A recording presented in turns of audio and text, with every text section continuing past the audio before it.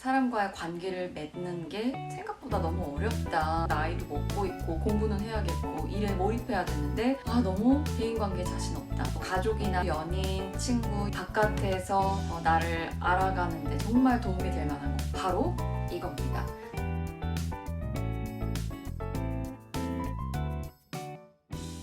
안녕하세요. 여러분께 소개해드리고 싶은 상담의 종류가 있어서 영상을 틀었습니다. 직장 생활 하다 보면 학업, 대인관계, 가족과의 생활 이어나가다 보면 과연 제대로 사는 거 맞나? 나는 괜찮은 사람인가? 내가 생각하고 느끼는 게 옳은 건가? 이렇게 느껴도 되는 건가?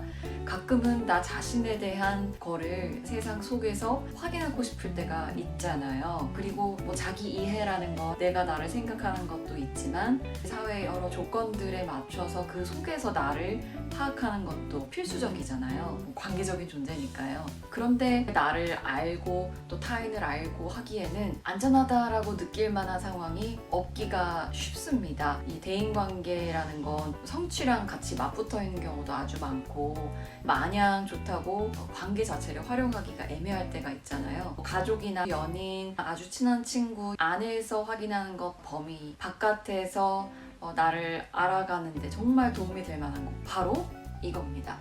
집단 상담이에요.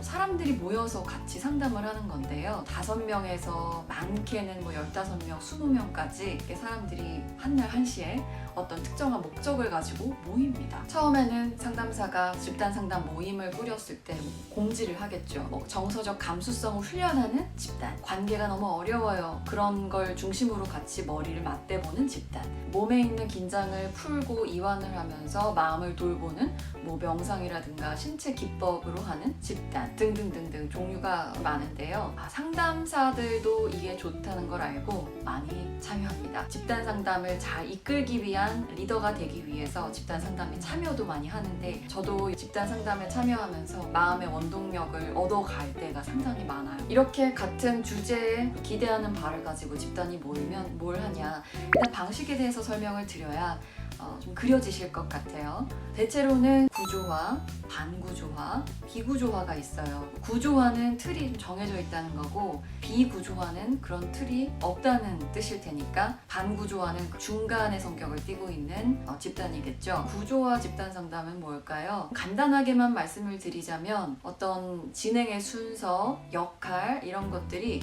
집단에 참여하는 멤버들, 집단원이라고 하면 집단원에게 동일하게 배분이 되고 진행의 절차들이 딱딱딱딱 갖추어져 있고 그래서 모두가 균등하게 참여를 할 수 있는 기회가 주어지는 집단이라고 할 수 있어요.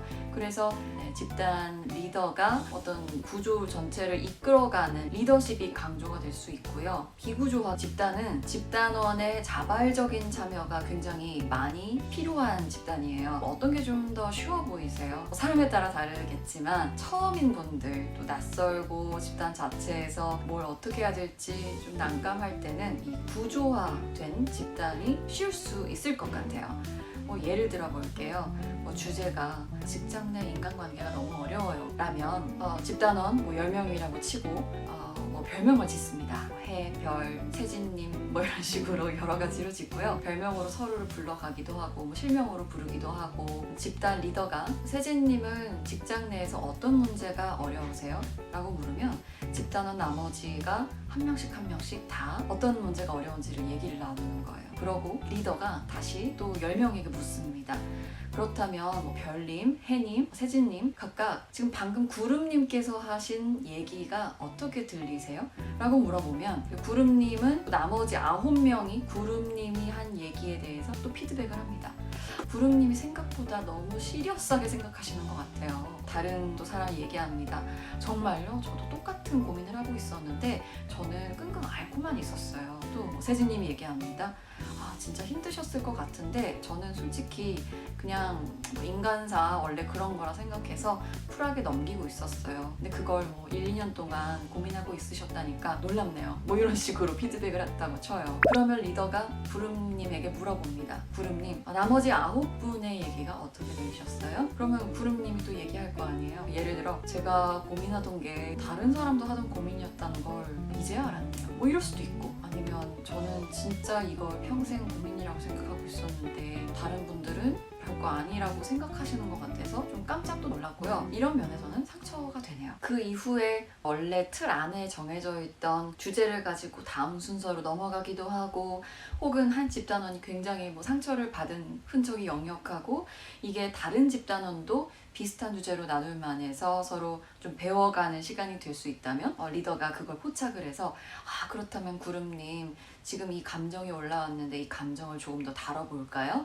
하면서 구조와 나머지 10명과 함께 나눌 수 있을 만한 주제로 패턴을 돌리고 주고받고 하는 걸 균등하게 하는 거예요. 기부조합, 직장생활 어려움이라고 하면 여러분 이제 한번 얘기를 나눠볼까요? 하면 먼저 누군가가 시작하기를 기다리고 누가 말문을 열면 그 사람이 얘기를 하다가 누가 끼어들기도 하고 그런 흐름 자체를 조금씩 흘러가는 대로 보기도 합니다. 반구조화는 그 중간에서 이런 특성도 또 이런 특성도 적절히 섞어가면서 하는 거겠죠. 제가 대인관계 생활에서 집단 상담이 좋을 것 같다고 말씀을 드리는 이유는 안전하다는 점 때문인데요. 일단 집단원 간에 이 집단 내에서 벌어지는 일들, 나눠지는 내용은 비밀로 붙이는 것을 서로 서약을 하고 시작을 합니다. 그래서 일단 안전하고요. 그래도 처음 만나는 사람 사이에서 어색하고 그 어색함에서 비롯되는 충분히 라포가 쌓이지 않아서 생기는 신뢰의 문제도 있잖아요. 또 그런 것들을 다루는 시간들도 있습니다. 근데 조금씩 무르익으면서 서로 친밀감이 느껴지고 믿을만하다는 감정이 싹트기 시작하면 조금씩 더 깊게 들어가기도 하고 그래요. 그래서 이 집단을 어떻게 다루느냐 방식에 따라서 어떤 경우는 하루만 잡아서 15시간 아침부터 저녁까지 쭉 1시간 단위로 쉬어가면서 하기도 하고요. 숙박을 하면서 하는 경우도 있고 이틀에 걸쳐서 하는 경우도 있고, 코로나로 인해서 이후부터는 줌 등을 통한 비대면 방식으로 진행도 합니다. 이렇게 다양해서 내가 원하는 방식으로 선택도 해가면서 할 수 있고요. 대인관계를 실험을 해보면서 나를 알고 타인을 이해하는 여러 가지 선택지를 넓힌다는 게 아까 초반에 나눈 것처럼 자칫 실수하고 시행착오를 하는 것이 어려운 경우가 많아지고 있기 때문에 안전할 것 같다라고 말씀을 드리는 거예요. 특히 타인의 시선을 굉장히 신경 쓰고 내가 어떻게 보일지 궁금하고 타인의 관점을 통해 나를 알아가는 것에 많은 도움을 받고 싶을 때도 저는 상당히 좋다고 생각해요. 저도 빡세게 살아가다가 많은 사람들 가운데서 피드백을 받다 보면 내가 잘못 생각하고 있었구나, 내가 잘못 생각했던 이유가 이런 거였구나 스스로 느끼기도 하고 스스로를 토닥여주기도 하고요. 충분히 어떤 사회나 가정에서 받는 조건의 영향을 받지 않고 이것저것 시도해볼 수 있다는 게 너무 좋은 것 같아요. 그래서 오늘은 집단 상담 한번 꺼내봅니다.